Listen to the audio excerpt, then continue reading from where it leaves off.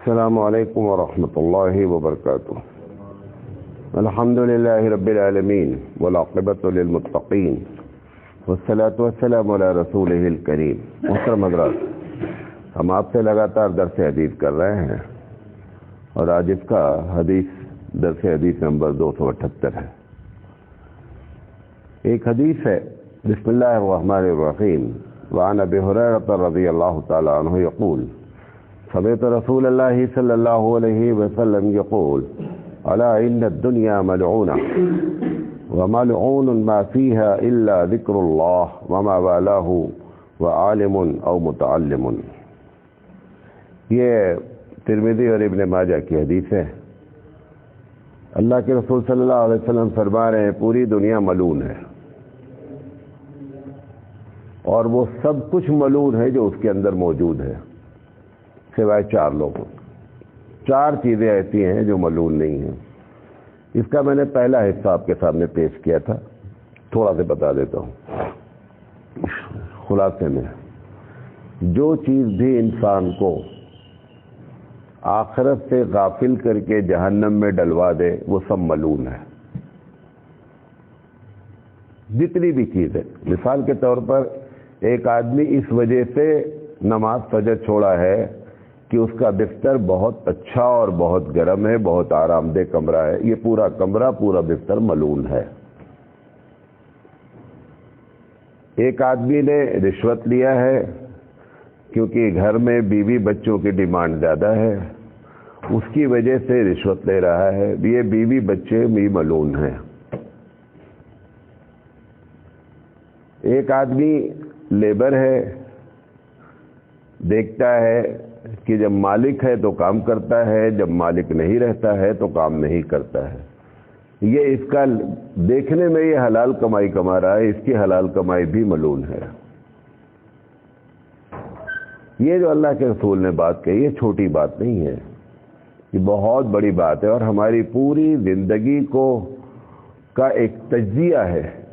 تو اس پر میں نے آپ سے بات کی تھی، تو ایک جملے میں کر کے آگے بات کرتا ہوں کہ کوئی بھی کام اگر آپ کو آخرت سے دور کر رہا ہے، جہنم میں لے جانے کا ذریعہ بن رہا ہے، وہ دیکھنے میں کتنا بھی اچھا ہے، سب ملعون ہے.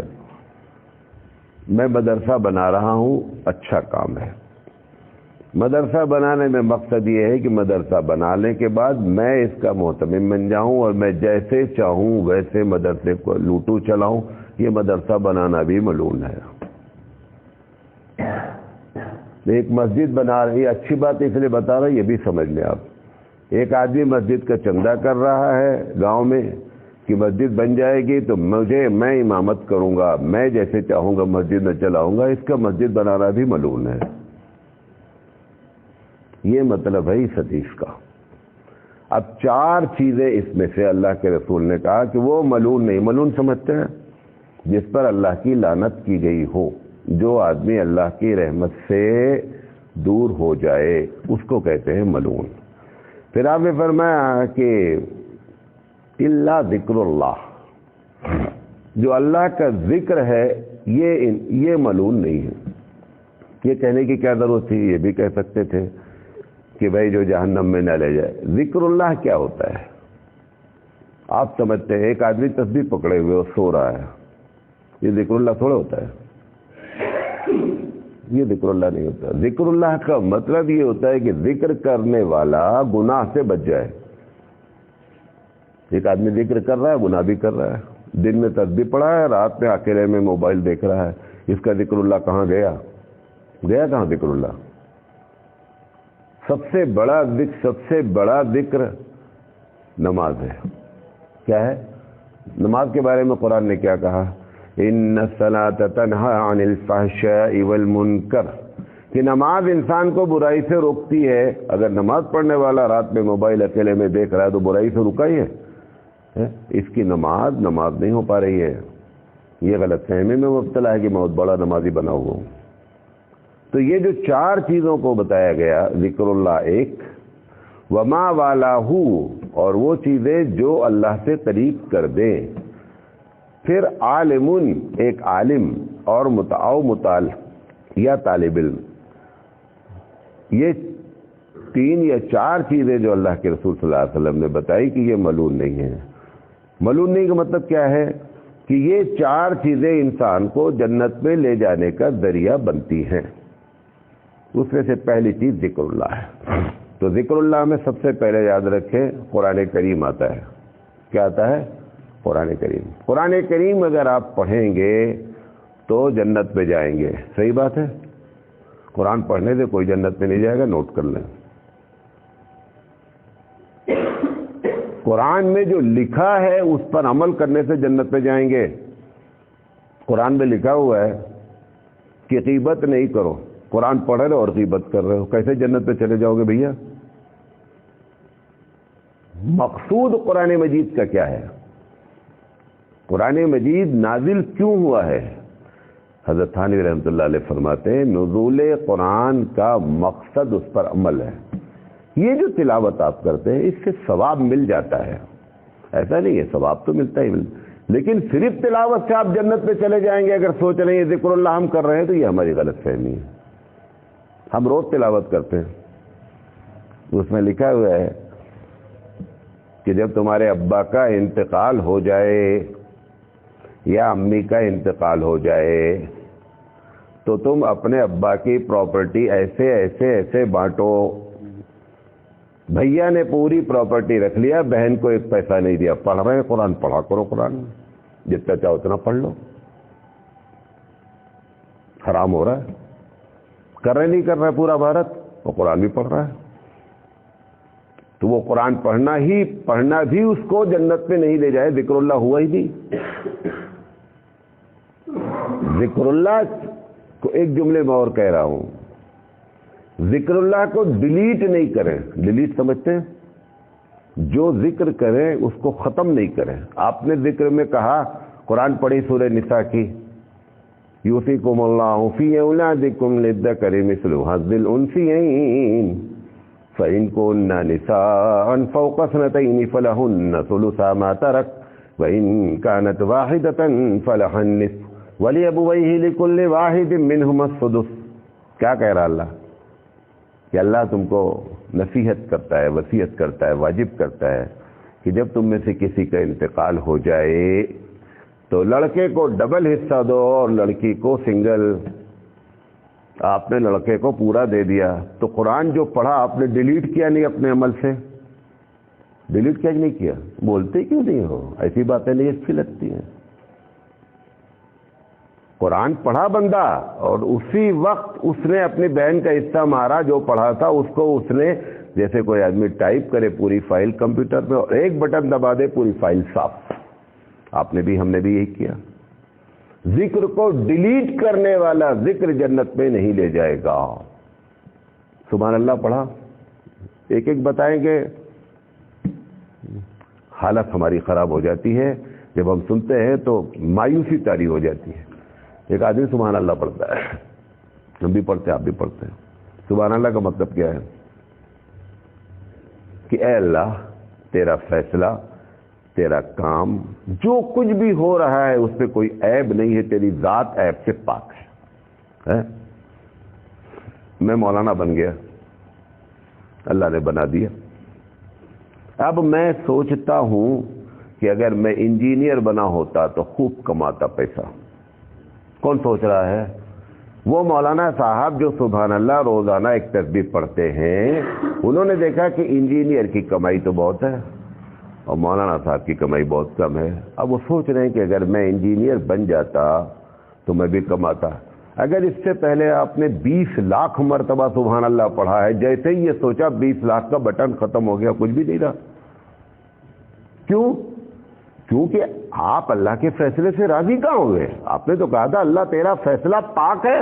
کہاں پاک ہے؟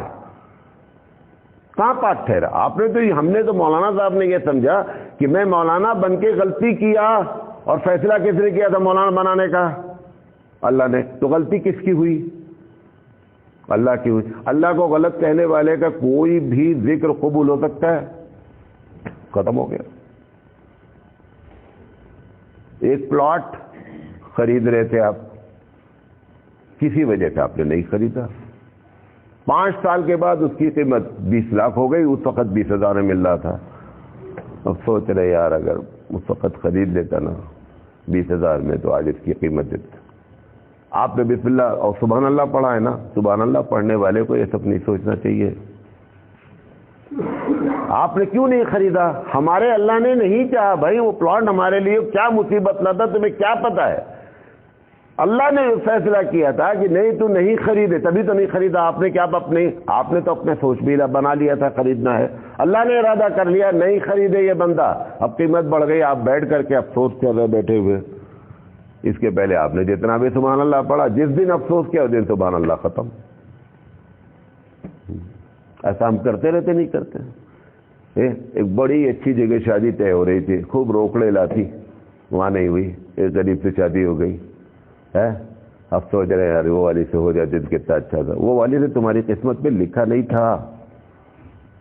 یہ جو آئی تمہاری یہی تمہاری قسمت ہے. اگر آپ نے یہ سوچا کہ اس سے ہو جاتی تو بہتر تھی اور سبحان اللہ پڑھ رہے ہو، روزانہ تسبیح پڑھا کرو. ایسے ہر چیز کتنا میں بتاؤں گا مثال دے کر کے. تو ایک جملے میں کوئی بھی ذکر اگر ڈیلیٹ کر دیا گیا تو وہ ذکر آپ کو اور ہم کو جنت میں نہیں لے جا سکتا. لیکن اگر ذکر کیا، قرآن کریم پڑھا، جو لکھا تھا اس پر عمل کیا گیا، سبحان اللہ کہا گیا، اس پر وشواس رکھا گیا، صبح شام کی دعائیں پڑھی گئیں، جو بھی آپ جو کچھ بھی کرتے ہیں، وظائف ہیں، اذکار ہیں، سب اللہ کی یاد سے اگر قریب کر رہے ہو، جنت میں لے جانے کا ذریعہ بن رہے ہیں، تو اللہ کے حضور فرما رہے ہیں کہ یہی وہ پہلی چیز ہے جو انسان کو دنیا کی ملعون دنیا سے نکالتی ہے. یہ بات آپ نے سمجھا پایا؟ نمبر 2 آئیے. وما والاہو، ایک تو کہہ دیا تھا ذکر اللہ، پھر اللہ کے رسول صلی اللہ علیہ وسلم کے بارے میں جوامع الکلم ہے. کیا ہے؟ جوامع الکلم ہے. بولیں گے تھوڑا، سمجھ میں آئے گا اتنا. یہ ہمارے حبیب مصطفیٰ صلی اللہ علیہ وسلم کو اللہ نے ایک خصوصیت عنایت فرمائی تھی. بعض لوگ ہوتے ہیں کئی گھنٹہ بولیں گے، اس کے بعد آپ پوچھیں گے مولانا صاحب کہنا کیا چاہتے تھے آپ؟ یہ جاہل لوگ ہیں. کئی گھنٹہ بولنے کے بعد بھی سامنے والا پوچھے کہ مولانا صاحب آپ کہنا کیا چاہتے تھے. دیکھا آپ نے گھنٹہ بھر لوگ تقریر کرتے ہیں اور آخر میں آپ سوچیں کہ کہا کیا ہے تقریر والے نے، تو پتہ چلا کچھ نہیں کہا ہے. حبیب مصطفیٰ کی شان کیا تھی؟ تھوڑا بولنا ہے، خوب سمجھنا ہے لوگوں کو. اللہ کے رسول کیا پیاری باتیں ہیں. قربان جائیں ہمارے والدین، پوری دنیا کہ جس نے ہم کو اتنا بہترین راستہ اور اتنا بہترین طریقہ اور اتنی بہترین نصیحتیں فرمائی ہیں. اس لیے ہم ان کے لیے جتنی بھی دعائیں کریں، جتنا بھی شکر ادا کریں کم ہے. حبیب مصطفیٰ صلی اللہ علیہ وسلم نے فرمایا کہ لوگوں میں نے تم کو ایسے راستے پہ چھوڑا ہے جس کی راتیں بھی سب ایک دم دن کے مانند ہیں، کوئی کنفیوژن نہیں ہے. حبیب مصطفیٰ فرما رہے ہیں مما والا ہوں، اور ہر وہ چیز بھی دنیا کی ملعون نہیں ہے جو تم کو اپنے رب سے قریب کر دے. سب کچھ لپیٹ دیا. میں ایک ایک مثال دوں گا اور آپ پھر اس پر سوچتے رہیں. میں نے ایک تاجر ہے، تجارت سے شروع کرتے. ایک تاجر ہے، ہر وقت اس بات کا دھیان رکھتا ہے کہ تجارت میں اسلام کی خلاف ورزی نہیں ہونی چاہیے. جتنی بھی چیزیں ہیں، بے ایمانی نہیں ہو، دھوکہ نہیں ہو. یہ وہ چیز ہے جو اس کو اللہ سے قریب کر رہی ہے، یہ ملعون نہیں ہے. اس دنیا کے ملعون ہونے کے باوجود بھی یہ ملعون نہیں ہے. کیوں؟ کیونکہ اس کی تجارت نے اس کو کہاں سے قریب کیا؟ اللہ سے قریب کیا اور جنت میں لے جانے کا ذریعہ بنا. آئیے دوسری آئیے. ایک آدمی جاب کرتا ہے، جاب سمجھتے ہیں؟ ڈیوٹی کرتا ہے. سرکاری بھی ہو سکتی ہے، غیر سرکاری بھی ہو سکتی ہے. ڈیوٹی کرتا ہے. نہیں صاحب 10 بجے بلایا گیا ہے، ہم نے سائن کیا ہے کہ ہم 10 بجے آفس آئیں گے. 10 بجنے میں 1 منٹ باقی رہتا ہے، وہ آفس پہنچتا ہے. کیوں؟ کیونکہ ہمارے اسلام میں وعدہ خلافی حرام ہے. ایک آدمی اس کی جاب میں اس کو رشوت دیتا ہے. نہیں صاحب میں رشوت نہیں لے سکتا. ہمارے مذہب میں رشوت حرام ہے. یہ اس کا جواب اللہ سے قریب کیا کہ نہیں, یہ جنت میں جائے گا. اس کا جواب یہ بھی ملعون نہیں ہے. آفیسر ہے, ابھی کل ایک بہت بڑے آفیسر کا فون آیا. انہوں نے کہا کہ مولانا صاحب میں الیکٹرک ڈپارٹمنٹ میں کام کرتا ہوں, علی گڑھ سے. میں الیکٹرک ڈپارٹمنٹ میں کام کرتا ہوں, رشوت بے مانگے ملتی ہے. اب میں ایک دم سختی سے رشوت نہیں لیتا ہوں, ہمارے نیچے والے ہمارے اتنا پریشان کیے ہوئے, میں کیا کروں. ہم نے کہا صبر کرے. اسی وقت کے بارے میں اللہ کے رسول نے فرمایا تھا کہ اسلام پر عمل کرنا چاہو گے تو ایسے لگے گا کہ ہاتھ میں آگ کا انگارہ لے لیا ہے. یہ وہ مبارک لوگ ہیں جو آفس میں کرسی پہ ٹائی لگا کے بیٹھے ہیں, لیکن یہ دنیا جو ملعون ہے اس ملعونیت سے یہ نکلا ہوا شخص ہے. بات سمجھ رہے ہیں؟ آئیے آگے آئیے. بھلائی کرنے والا, صدقہ بھلائی دنیا میں. ایک پریشان حال نے اس سے کہا کہ میں پریشان ہوں, اور اس کو یقین ہو گیا کہ پریشان ہے. وہ سوچتا ہے کہ اللہ نے مجھے دیا ہے نا, ہم کو بھی اس کی جگہ پہ رکھ سکتا تھا. اگر آج اللہ نے دیا ہے تو ہم کو دینا چاہیے. یہ اس کی سارا صدقہ, ساری بھلائی اس کو جنت میں لے جائے گی, کیونکہ اس نے اللہ کے بارے میں سوچا. اور یہ بھی آپ کو بتا دیں, ایک بات یاد آ گئی, نیکی کو ہمیشہ شعوری انداز میں کرنا ہے. شعوری سمجھتے ہیں, سوچ کر رہا ہے. ایسے نہیں کھڑے ہو گئے, ایسے نہیں پیسہ دے دیا, مولانا صاحب اتنے بڑے آدمی ہیں, وہ چندہ مانگ لیے, کیسے انکار کرنا. یہ سب چندہ وندہ کچھ نہیں ہوتا ہے.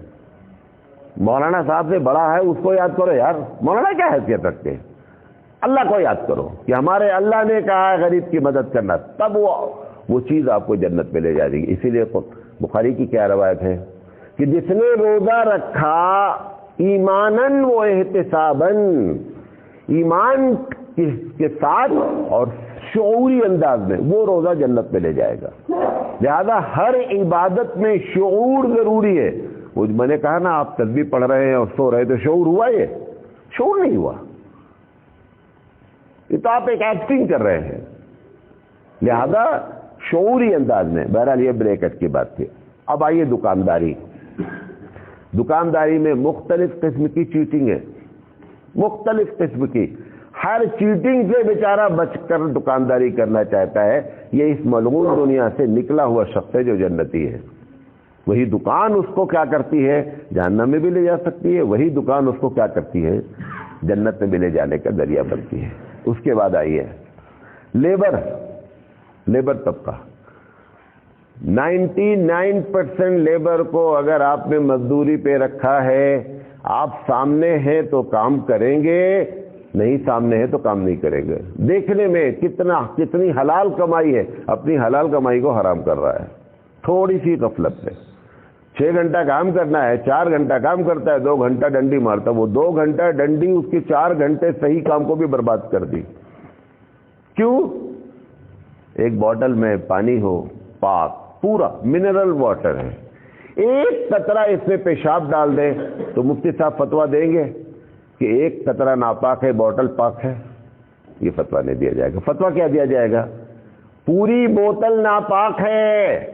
جب حرام چیز کسی میں مل جاتی ہے تو فلٹر نہیں ہوتا کہ اتنا پاک ہے, اتنا ناپاک ہے. ہاں, حلال چیز میں حلال چیز ملا کر کے آپ گڑبڑی کر رہے ہو تو چانسز ہیں. مثلا 1 لیٹر دودھ میں 250 گرام پانی ملایا گیا. دودھ پاک, پانی بھی پاک, دودھ پاک, پانی بھی پاک. یہ کہا جائے گا بھیا 1 لیٹر تو اس میں دودھ ہے اور 250 گرام اس میں پانی ہے, وہ 250 گرام کا گناہ مل جائے گا. لیکن اگر اسی پاک دودھ میں 1 قطرہ پیشاب آپ نے ڈال دیا تو کیا ہوا, برا دودھ ناپاک ہوا. ایسے ہی حرام جو چیز اللہ نے کی وہ آپ نے حلال کے ساتھ ملا دیا, وہ حلال بھی کیا ہو گیا, حرام کی کیٹیگری میں آ گیا. اللہ فرماتا ہے کہ جب میری عبادت میں لوگ کسی کو شریک کرتے ہیں, مطلب میں آپ کے بغل میں کھڑا ہو گیا، مولانا صاحب ہیں، روزانہ 3 سیکنڈ کا سجدہ کرتے تھے، آج مولانا صاحب ہیں، آپ نے 5 سیکنڈ کا سجدہ کیا، تو 2 میرے لیے اور 3 کس کے لیے؟ اللہ تعالیٰ کے۔ آپ یہ نہیں سوچیں کہ اللہ 3 لے لے گا 2 لوٹا دے گا، وہ بولتا ہے 5 مولانا کو دے دو۔ کیوں؟ میں ملاوٹ پسند نہیں کرتا، اللہ بولتا ہے مجھے ملاوٹ پسند نہیں، وہ 5 کا ثواب مولانا صاحب سے لیجئے جن کے بغل میں آپ نے سجدہ کیا ہے۔ یہ سب باتیں آپ کو معلوم ہونا چاہیے۔ لیبر، ابھی آج صبح فون آیا، کیا مولانا صاحب میں رات میں آٹو چلاتا ہوں، تو ہم نے کہا بڑی اچھی بات ہے بھائی، کیوں چلاتے ہیں؟ انہوں نے کہا یہی مسئلہ جاننا چاہتا ہوں۔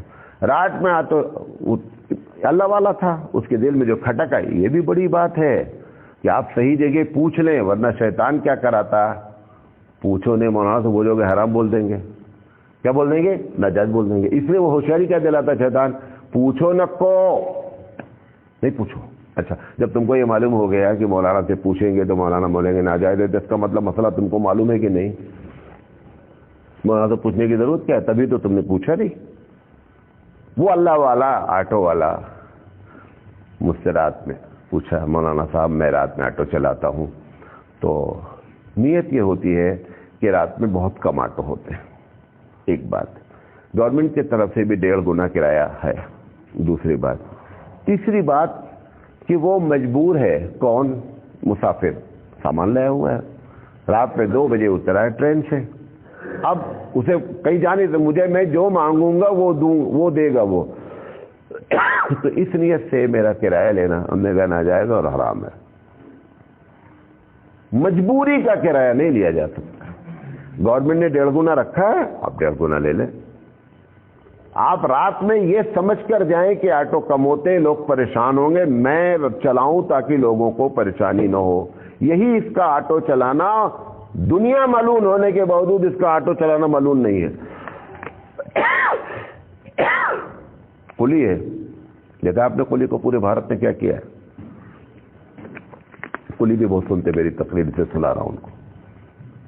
ایک کلی نے ریٹ بتا دیا اور ناجائز ریٹ بتائے، دوسرا کلی ہاتھ نہیں لگائے گا، چلو تمہاری سنسا ہے۔ پہلے والے نے جو غلط بات بتایا، اتنی بڑی داڑھی رکھے ہیں، ریلوے اسٹیشن پر نماز پڑھنے کا بہت زبردستی انتظام کر رکھا ہے، اور یہاں پر ایک آدمی کو دیکھا کہ یہ اپنا سامان اٹھا نہیں سکتا ہے، 50 روپے کی جگہ 500 روپے بتا دیا، اور ہوتا ہے، میرے ساتھ خود ہوا ہے، بات لمبی ہو جائے گا ورنہ سنا دیتا پوری کہانی کیا ہوا۔ یہ جو کما رہا ہے یہ بھی ملعون ہے، لیکن اگر کلی کہ نہیں جو ہمارا ریٹ ہے ہم وہ لیں گے، اللہ اس میں برکت دے گا، اس سے برکت نہیں دے گا۔ اسی طریقے سے ڈاکٹرس ہیں، انجینئرس ہیں، آج کل معلوم ہے ڈاکٹر صاحب کیا کر رہے ہیں؟ 90% ڈاکٹرز دوائیں لکھ رہے ہیں، اس جگہ پہ لکھ رہے ہیں، اس دوا کو لکھ رہے ہیں جس دوا میں ان کو کمیشن زیادہ ہے، اس لیب کا کو ریفرنس دے رہے ہیں جس لیب میں ان کو کمیشن زیادہ ہے۔ یہ سب کا سب ملعون ہو جائے گا، اور وہی ڈاکٹر اگر یہ طے کر لے کہ نہیں دوا اس لیے لکھی جا رہی کہ یہ دوا اچھی ہے، بھلے اس کمپنی والا وہ اس کو پیسہ دے دے، وہ کوئی مسئلہ نہیں ہے، لیکن اس کی نالج میں رہنا چاہیے کہ اس مرض کی سب سے اچھی دوا میرے نزدیک ہے، وہ ہو یا نہ ہو، اس کے دماغ میں آنی چاہیے کہ میرے نزدیک کی سب سے اچھی دوا ہے۔ تو ڈاکٹر اور انجینئر بھی اپنی انجینئرنگ کے ذریعے اور ڈاکٹر کے ذریعے دنیا کی ملعونیت سے نکل سکتا ہے اگر وہ اسلام کو سامنے رکھے۔ یہ بات ہے جو اللہ کے رسول نے، اب اس میں ساری دنیا لپٹ گئی کہ نہیں لپٹ گئی؟ وما والہ، جو چیز بھی شعوری انداز میں کی گئی کہ اللہ میرا راضی رہے، اسلام کی مخالفت نہ ہو، وہ سب جنت میں لے جائے گی، وہ ملعون نہیں ہے۔ ابھی 2 باتیں اور رہ گئی، انشاءاللہ زندگی رہی تو بات کریں گے۔ وآخر دعوانا ان الحمدللہ رب العالمین، سبحان اللہ و بحمدہ، سبحانک اللہم و بحمدک۔